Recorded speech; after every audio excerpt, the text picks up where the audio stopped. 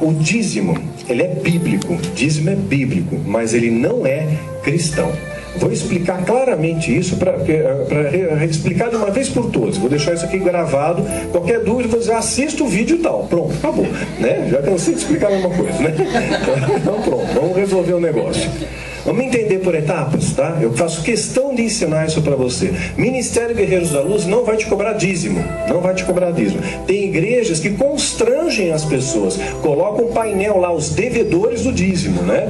Tem um painel, devedor do dízimo. Né? E aí, quem está devendo dízimo não pode nem tomar ceia. Não, está devendo dízimo. Ainda anuncia lá no telão, né? Fulano, Beltrano, vem para a ala de cá porque vocês estão devendo dízimo. Está tudo no pecado, vai para o inferno, miseráveis. Né?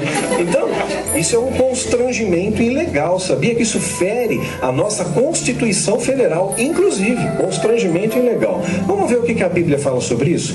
Eu separei alguns textos aqui para mostrar para vocês, mas tem ali a história de Malaquias. Sempre falaram para mim, pautado em Malaquias capítulo 3, que eu tenho que dizimar e ofertar, porque é isso que fecha a boca do leão, é isso que fecha o devorador. O texto está se reportando, sabe a quem? Ao sacerdócio levítico. Era uma exortação do profeta a Israel, que estava negligenciando uma ordenança de Deus de trazer mantimento e sustento à tribo de Levi. A tribo de Levi, que era o sacerdócio levítico. Jesus vem e estabelece o quê? Uma nova aliança conosco.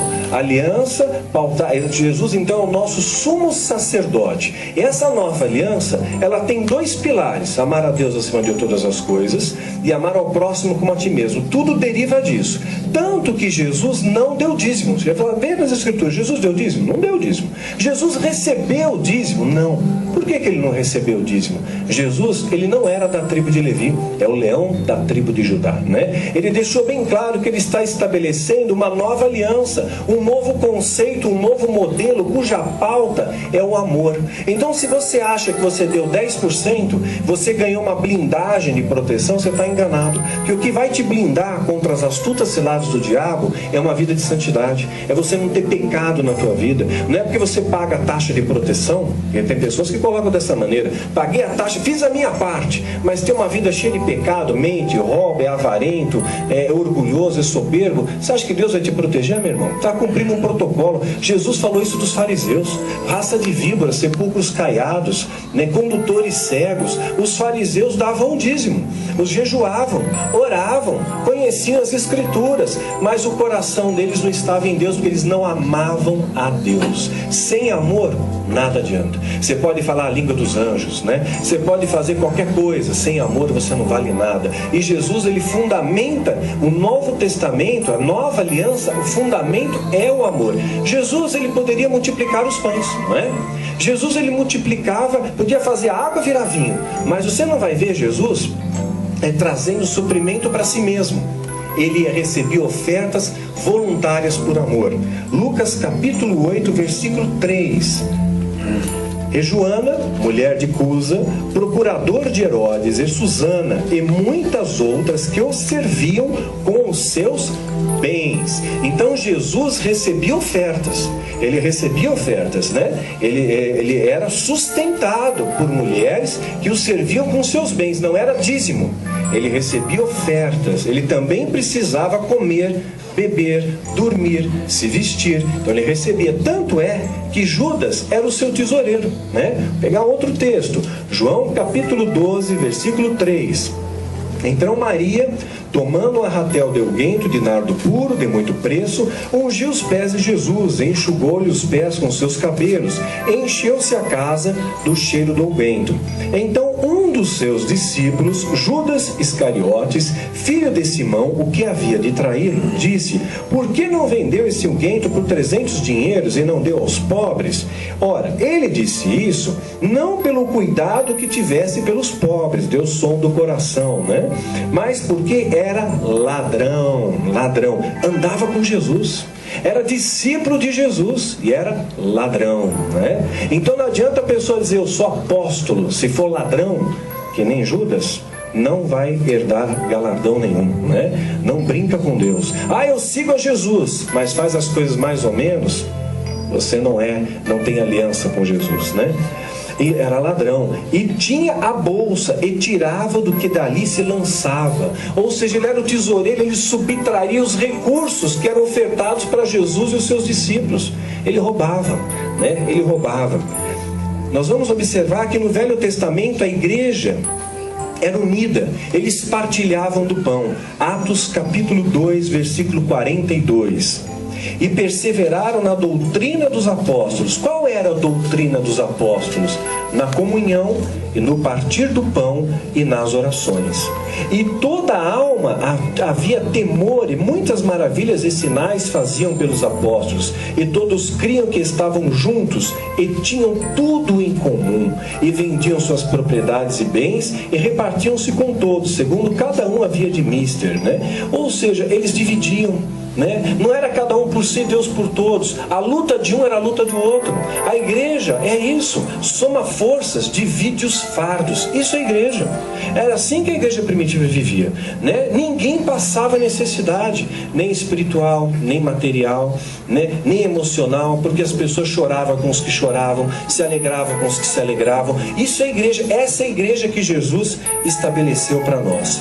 Paulo também vai nos trazer ensinamento a respeito de ofertas, né? Paulo não recebia dízimo. Paulo não fundou as comunidades. Fundou? Recebia dízimo das comunidades que ele fundou? Não. Paulo recebia ofertas voluntárias, pautadas no quê? No amor. Não na obrigação, nem no peso, nem na ameaça da maldição. 1 Coríntios capítulo 9, versículo 7. Quem jamais milita a sua própria custa? Quem planta a vinha e não come o seu fruto? Ou quem apacenta o gado não se alimenta do leite do gado? Ou seja, ele está dizendo que é justo que ele receba sustento, né? Mas de uma forma em amor e voluntariosa. Digo isso segundo os homens, ou não diz a lei isso mesmo? Porque a lei de Moisés está escrito: não atarás a boca do boi que trilha o grão. Porventura tem Deus cuidado com os bois?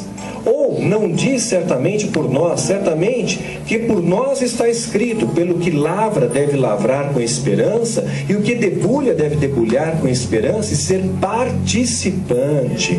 Se nós semeamos as vossas coisas espirituais, será muito que vos recolhamos as carnais? E ali adiante no versículo 14, assim ordenou também o Senhor, os que anunciam o Evangelho, que vivam do Evangelho. Paulo precisava de sustento, ele precisava comer, ele precisava se vestir, ele precisava se cuidar, ele precisava de recursos. A casa de Deus precisa de manutenção, mas a manutenção ela é pautada no amor, pautada no amor.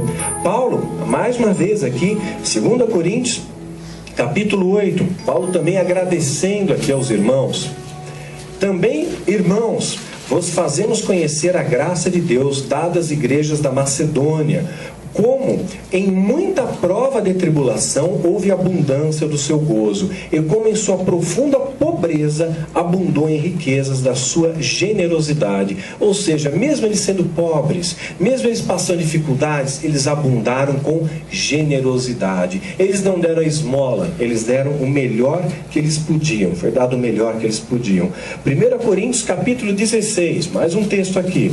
Paulo também está falando sobre ofertas voluntárias em amor. 1 Coríntios capítulo 16. Ora, quando a coleta que se faz para os santos, fazei vós também o mesmo que ordenei às igrejas da Galácia. No primeiro dia da semana, cada um de vós põe a parte do que puder juntar, conforme a sua prosperidade. Não está estabelecendo taxa. Ele não falou: olha, separa 10% aí, vai separando aí que eu já estou chegando. Ele não fez isso, né? Paulo agradece as ofertas que ele recebia, não os dízimos que ele recebia. Ele vai agradecer aos filipenses, por exemplo. Filipenses capítulo 4, versículo 10. Ora, muito me regozijei no Senhor, por finalmente reviver a vossa lembrança de mim, pois já vos tinhais lembrado, mas não tinhais tido oportunidade. Não digo isso por necessidade, porque já aprendi a contentar-me com o que tenho. Sei estar abatido e sei também ter abundância. Em toda maneira, em todas as coisas, estou instruído, tanto a ter fartura como a ter fome, tanto a ter abundância como a padecer necessidade. Posso todas as coisas em Cristo que me fortalece. Ele está agradecendo por ofertas voluntárias que ele recebeu, né? Nós vamos ver inúmeras passagens bíblicas, né? Onde nós vamos ver Paulo mostrando essa característica do cristão no amor. 2 Coríntios capítulo 9, estou finalizando já. 2 Coríntios capítulo 9, versículos 6 e 7. E digo isso: o que semeia pouco, pouco também ceifará. O que semeia em abundância, em abundância ceifará. É um princípio espiritual, mas não diz nada para aquele que não semeia nada, né? Cada um contribua como? Segundo propôs no seu coração, não com tristeza ou por necessidade, porque Deus ama a quem dá com alegria. É isso que a Bíblia está dizendo, né? É isso que a Bíblia está dizendo: dar com alegria, dar voluntariamente, né? Dar em alegria. Essa é a premissa que nós temos. Cada um dê segundo a sua prosperidade, segundo Deus colocou em seu coração, em alegria, voluntariamente, por amor, não por obrigação. Não por obrigação. Eu, sinceramente, eu estou dizendo que é para mim, tá? Minha posição, tá? Não estou dizendo para você fazer o que eu faço. Eu nunca dei 10% para a obra de Deus. Nunca dei. Dei muito mais do que isso. Dei muito mais. Eu acho que 10% você dá para o garçom. É a gorjeta do garçom. Se isso daí fosse um medidor do nosso amor por Deus, é um medidor muito pífio, né? Imagina que, sabe aquele casal de namorados que está começando a namorar, apaixonado, aí um liga pro outro, né? Fala: olha, eu vou desligar. Não, desliga você. Não, você primeiro. Não, desliga você. Não, você, né? Assim, né? Aí começa aquela pergunta: quanto que você me ama? Ah, eu amo muito. Mas quanto? Quanto você me ama? Ah, eu te amo 10%. Então o cara bateu o telefone, ela vai desligar, né? Vai desligar. Então, vai desligar. E vou dizer uma coisa para vocês, dado histórico, prestem atenção nisso. A igreja viveu sem essa questão do dízimo, sempre ofertando em amor, ofertando generosamente, né? Investindo na obra de Deus, investindo nos missionários, investindo uns nos outros, ajudando uns aos outros por 300 anos. 300 anos. Podem pesquisar a história. Isso não vão contar para vocês. Não vão. Eu estou falando para vocês um assunto proibido. Muitos pastores falaram para mim: Daniel, não ensina isso para o povo, porque se o povo souber disso, nós estamos lascados. Mas você tem que conhecer a verdade. A verdade te liberta. A verdade te liberta, né? Nós temos que falar a verdade, né? E Deus cobre isso de mim. Eu sei o preço que eu estou pagando. Me viraram as costas, estou banido num monte de lugar, mas meu nome está lá no livro da vida. E isso que glória a Deus, aleluia. Isso que importa para mim. 300 anos, podem pesquisar. Durante mais de 300 anos a igreja viveu assim, nesse preceito, fundamentada no amor, ofertando em amor, ofertando generosamente. Como é que voltou o dízimo de novo? Império Romano. Império Romano era politeísta, entrou sincretismo com o Edito de Milão, lançado pelo imperador Constantino em 313, fortalecido posteriormente no Concílio de Niceia em 325, foi reinstituída essa questão do dízimo, esse tributo, né, para sustentar o clero. Então aquele sincretismo romano que entrou na doutrina pura e verdadeira de Cristo, né, aquela contaminação gerou uma alteração de comportamento, ou seja, mudou muita coisa. Jesus é o caminho, a verdade e a vida. Agora olha quantos caminhos que tem. Tem aquele santo, tem aquele outro, tem aquele outro. Começaram a vender coisas. Começaram a vender as indulgências. Começaram a vender terço, vela, imagem, né? Começaram a cobrar taxas, né, para sustentar o clero. E hoje o que nós estamos fazendo? Vendendo objetos nas igrejas de novo.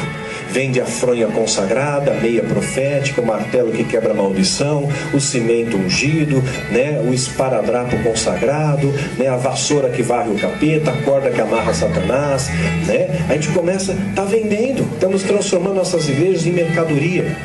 E a motivação do povo muitas vezes está pautada no que vai ganhar com isso, né? Não está pautada no que eu vou oferecer para Deus, está pautado no que Deus vai dar para mim. Né? E se esse é o medidor do teu amor, você não ama Cristo. Você não ama Cristo. Não adianta ouvir falar de Cristo, não adianta conhecer as Escrituras. Judas também andou com Jesus, viu os milagres de Jesus, viu as pregações de Jesus, mas ele não conheceu Jesus de verdade. Talvez você esteja na igreja e ainda não tenha tido uma experiência real com Jesus. Porque quando você conhece a Jesus, querido, você ama esse Deus. E quem ama, dá o melhor. Não dá esmola, não dá o resto. Não dá o resto. Está dado o recado, né?